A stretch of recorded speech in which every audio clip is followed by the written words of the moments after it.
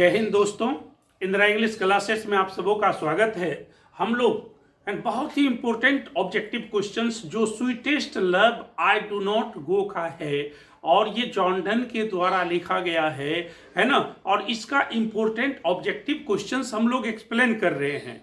आप पूरा वीडियो जरूर देखिएगा, ये आपके फाइनल एग्जाम के लिए बहुत ही इंपॉर्टेंट है, बहुत बहुत इंपॉर्टेंट है। तो चलिए हम लोग देखते हैं। सबसे पहला क्वेश्चन है ना, John Donne was very famous for his. John Donne था बहुत ही फेमस, प्रसिद्ध, फॉर हिज किसके लिए, अपने सॉन्ग्स के लिए। यानी जॉन डन सॉन्ग लिखता था, सोनेट लिखता था, सैटायर्स लिखता था, एलेजीज लिखता था और सरमन्स लिखता था। ये सॉन्ग, सोनेट, सैटायर्स, एलेजीज और सरमन्स के लिए ये बहुत ही प्रसिद्ध हैं, प्रसिद्ध थे। ये क्या क्या लिखते थे? सॉन्ग लिखते थे और क्या लिखते थे? सोनेट लिखते थे और क्या लिखते थे? सैटायर्स लिखते थे और एलेजी लिखते थे और सरमन्स। इन सबों के लिए बहुत ही फेमस थे। नेक्स्ट है ना, sweetest love I do not गो, ये तो पोएम का नाम है ना। हैज बीन रिटेन बाय, ये लिखी गई है किसके द्वारा? जॉन डन के द्वारा। Sweetest love I do not go has been written by John Donne, ये जॉन डन के द्वारा लिखी गई है ना। फिर जैसे देखो लिखा है, sweetest love I do not go is a dash. Sweetest love I do not गो क्या है ना, एक लव पोएम है या लव लिरिक है।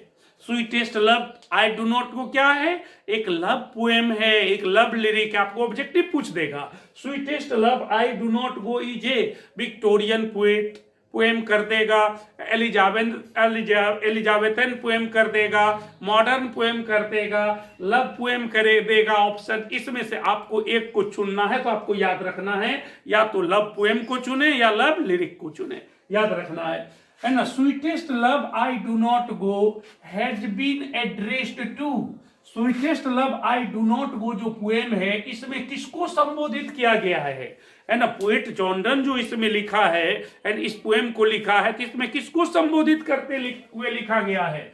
डन्स वाइफ, डन की पत्नी के लिए लिखा गया। डन अपने वाइफ के लिए ये पोएम लिखा है। इस पोएम में अपने वाइफ को संबोधित किया है। आपको ऑब्जेक्टिव दे सकता है, डन्स मदर, डन्स सिस्टर, डन्स ऑन्ट, डन्स वाइफ। तो आपको याद रखना है इस पोएम में किसको संबोधित किया गया है? जॉन डन की वाइफ को।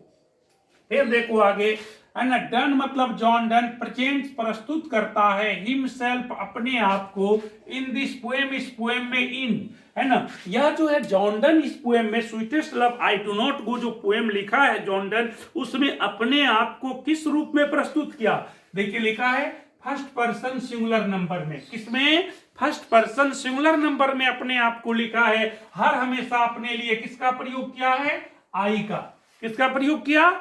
आई। हर हमेशा अपने लिए आई का प्रयोग किया है, वो फर्स्ट पर्सन सिंगुलर नंबर में होता है। फिर देखिए आगे, this poem can be compared, इस कविता की तुलना की जा सकती है विथ शेक्सपियर्स, शेक्सपियर के किस पोएम से, है ना। ये sweetest love I do not go जो पोएम है, इसके कंपैरिजन की यदि बात आए तो आप इसकी तुलना किससे करेंगे? शेक्सपियर के इस पोएम से, the marriage of true mind.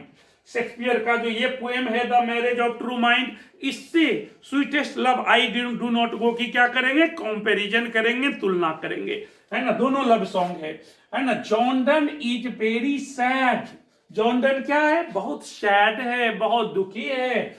For his dash, है ना, किसके लिए बहुत सैड है? बिलव्ड वाइफ, प्रिय पत्नी के लिए। बहुत ही प्यारी पत्नी उसकी थी, उसके लिए, है ना, उसके लिए वो क्या थे? बहुत सैड थे, बहुत दुखी थे। क्योंकि जब वो उससे जुदा हो रहे थे, अपने आप को अलग कर रहे थे कुछ समय के लिए, तो उसकी प्रेमिका उसकी पत्नी बहुत रोती थी, इसलिए उस पर वो दुखी थे, है ना। ही इज वेरी सैड, यानी जॉन डन बहुत सैड है एट द सेपरेशन, जुदाई पर, from his dash beloved wife, है ना।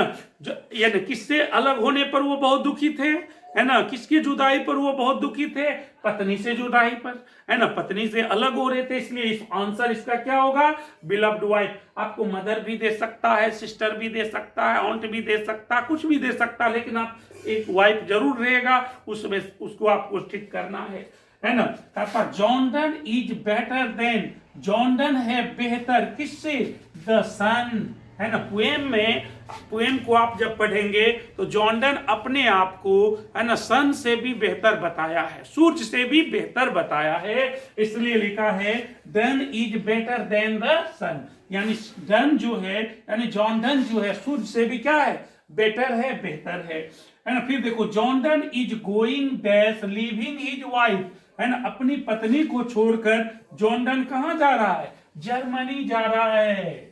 जॉर्डन कहां जा रहा है, जर्मनी जा रहा है। Jordan is going to Germany leaving his wife, अपने पत्नी को छोड़कर जॉर्डन कहां जा रहा है, जर्मनी जा रहा है। तो दोस्तों मुझे लगता है कि आपको ये वीडियो पसंद आया होगा, आप पूरा वीडियो देखिएगा और एकदम लाइक जरूर कीजिए और किसी ना किसी एक मित्र को शेयर कीजिए, है ना, वैसे बच्चे को शेयर कर दीजिए जो गांव घर में है ना, जो नहीं पढ़ पाए हैं, जो अंग्रेजी जिसकी तैयारी नहीं हुई है, उसके लिए बहुत अहम है, आपके लिए भी है।